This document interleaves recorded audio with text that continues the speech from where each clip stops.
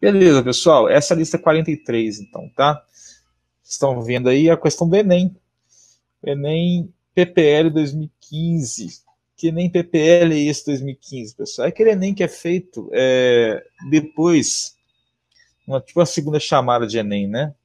Ele foi feito para o pessoal, se não me engano, pelas pessoas regime prisional e também para aquele pessoal da cidade lá do Santa Catarina que sofreu muito com inundações na época do Enem, então o pessoal, os estudantes não puderam fazer, acho que é Rio do Sul, se não me engano, e fizeram depois essa prova aí, tá? Então nem todo mundo tem acesso a ela.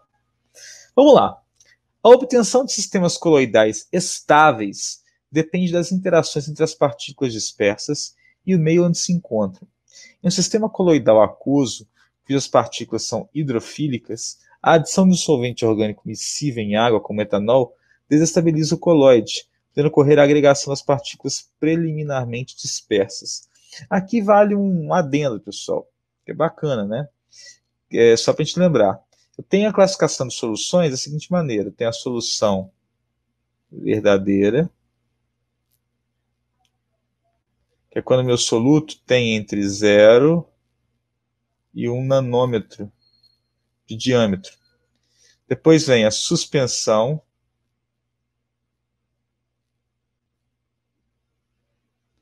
que é quando o meu soluto tem entre 1 e 1000 nanômetros de diâmetro. E depois vem o coloide, na verdade. Beleza? Esse coloide aqui é quando o cara tem, em termos de próximo, maior que 1000 nanômetros, ou maior que 1 micrômetro, né? Então, essa é a classificação básica de soluções desse tipo, quanto ao tamanho do soluto. Então, o colóide é o caso maior. Então, vamos lá. A desestabilização provocada pelo etanol ocorre por quê? Então, lá. Só voltar. Sistema coloidal estável. Coloidal aquoso. O sistema coloidal aquoso, pessoal, tem lá o seguinte. Vou botar aqui que esse cara aqui seria um coloide, tá?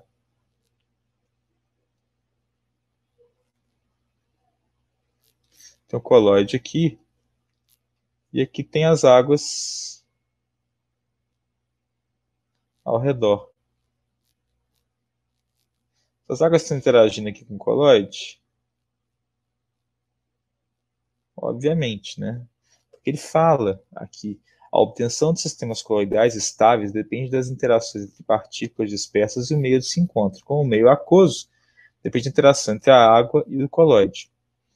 Mas, ele coloca o seguinte, em um sistema coloidal aquoso, cujas partículas são hidrofílicas, então só reforço o que eu falei, né?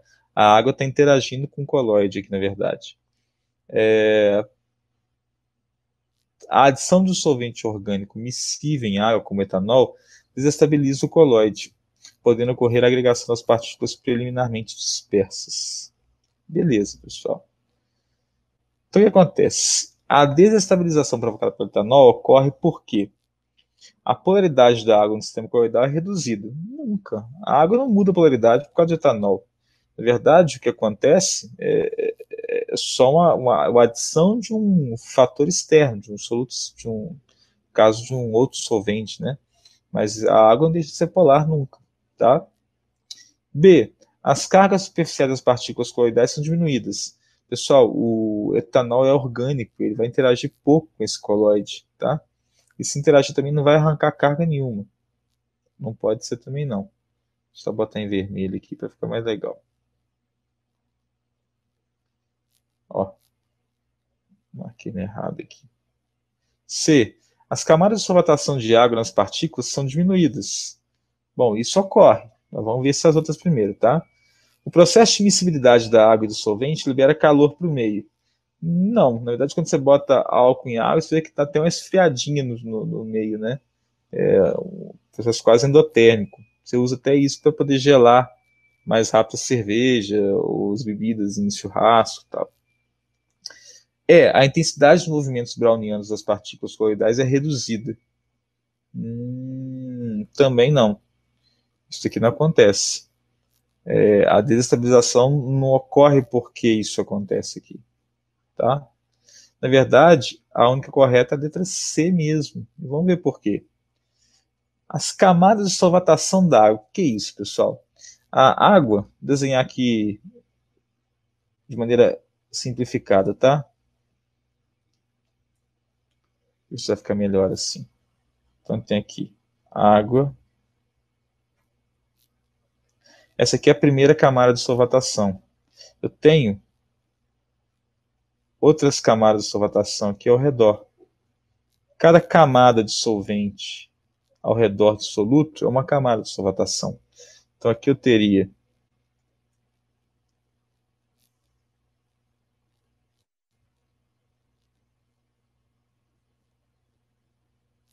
a primeira camada, aí depois aqui vem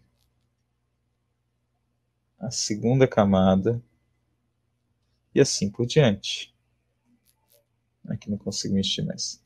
Beleza, tá ótimo. Deu para entender direitinho as camadas, né? Então isso aqui eu tenho a primeira camada de solvatação.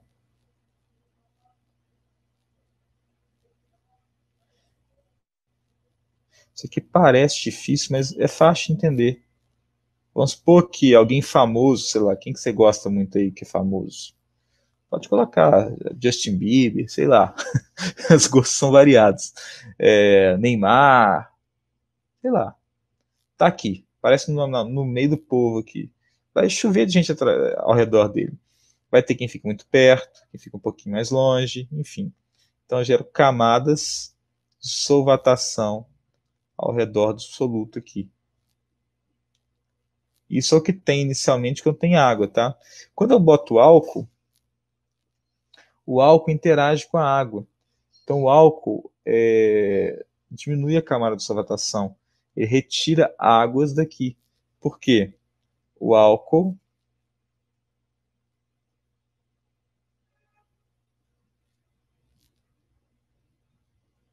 interage com água. Isso leva à diminuição da camada de solvatação imediatamente. Tranquilo? Então, por isso que a resposta aqui é a letra C, como a gente acabou de ver. Eu acho essa questão bacana, tá? Criticamente falando, assim, não tô falando que é ruim, não, tá? É uma questão média para difícil. Não pelo contexto todo, mas pelo tipo de alternativa que ele te dá, tá? Analisando aqui do ponto de vista do aluno. Então, por isso que eu botei ela aqui. Ela está até no nível easy aí, porque o que se cobra dessa matéria é muito elementar, a questão de interação de coloides. Mas o peso do raciocínio, né, é um peso maior. Então fica ligado. Deixa eu botar aqui, salvar de uma vez a aula, né? Essa é a live 12. Nós. Então tranquilo. Beleza? Vamos continuar então a brincadeira aqui. Agora a gente vai pegar o 2 na sequência já.